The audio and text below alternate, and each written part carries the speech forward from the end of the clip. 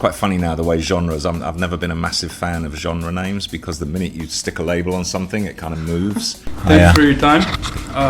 So I'm George from Toka Musik. First, would like to ask you, how do you see IMS's impact in the region and bringing its debut conference in Dubai here? Hopefully really positive. I think personally I'm very excited about it because I just think you never stop learning, and we've got so much to learn about the region. When I started coming here 20 years ago, it was very much dominated by a kind of expat community, and yeah, it was like international DJs, but I think the local culture is evolving, starting to evolve at a much faster rate now, and that's super exciting because I think it's more like stepping into the unknown. And with all the different things I do in terms of curation and discovering artists and music, that's for me that makes it really, really exciting. So I've always had positive experiences coming to the Middle East to play, and yeah, we've been looking to bring the IMS here for a few years, but it came together this year, so great time to start. How do you compare the MENA region to other key markets in the industry, and what would you do differently, and how do you see it progressing in the future? Massive question. Yeah. We on the first few panels today, I guess we've touched on a lot of the themes. I just did a panel comparing Ibiza to here, and I said really to look at it, it's nothing like Ibiza.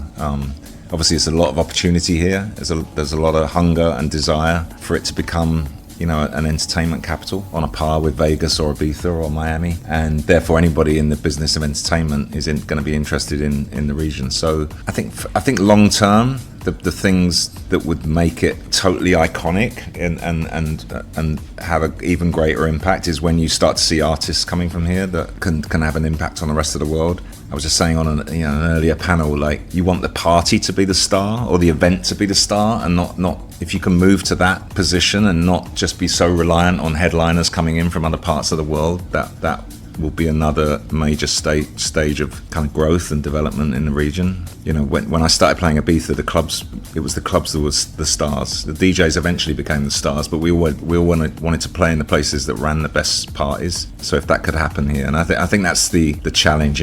Can it be an all year round place? Can it be a place where residences thrive? Can it be a place where a club can thrive, not just a one-off event?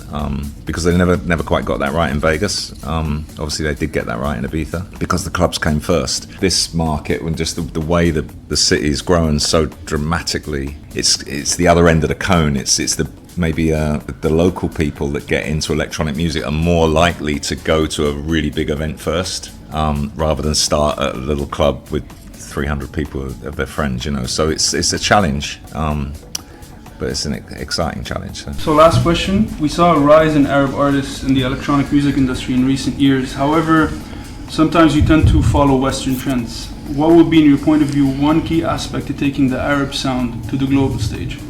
Educating ourselves, to be honest. The language barrier is obviously a big factor, but I think more collaboration, more knowledge, and obviously artists from other parts of the world coming here and really, really understanding and like really being a fan of, or finding something they like and then collaborating with that artist, rather than kind of tokenism or whatever. But I think the vibe is out there.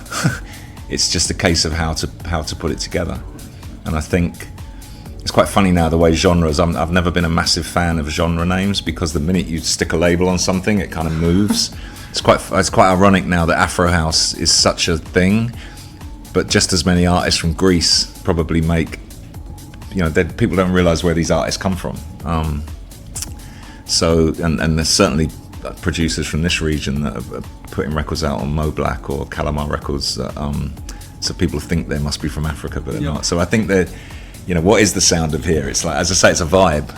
So it's a case of just capturing that vibe. But I think in a world where, you can go to America and hear exactly the same things as you hear here. I mean, there's a massive opportunity here because this, what happens here hasn't been franchised, copied, repeated as much as other regions in the world. So it's similar to India, actually.